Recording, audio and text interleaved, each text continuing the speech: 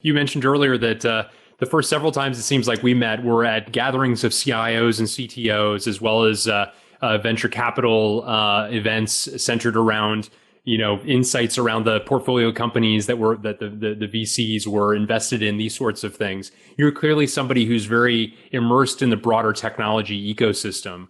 Talk a bit about how you think about curating your own ecosystem to make sure that you are regularly updated and cognizant of the evolution the technology is taking and its implications to you and to your company. Sure. Yeah. And I think, again, I feel very fortunate to, be in tech for a tech company.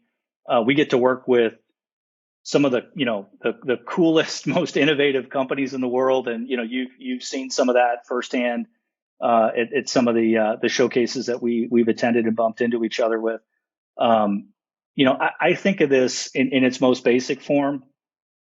I try to manage a third of my time with my team, a third of my time with our customers, and a third of my time with our partners. And, those partners are, you think about anything from the largest, most established, technology providers to the public cloud providers to, some of the startup communities that are out there disrupting.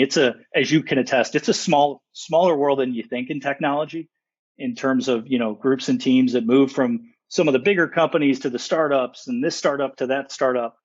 But I think the balance of those three perspectives, what our teams are doing to innovate in our labs, what our customers are doing to, innovate, drive value in their business, and then that partner ecosystem, it just affords at least three different lenses to kind of how organizations are thinking about disruption, thinking about digitizing their businesses, connecting technology with those balance sheet outcomes, that I was referring to earlier, as well as challenge, I think, my traditional thinking as a technologist on, what is possible and where are some of these things going. I think, we would all say AI is here.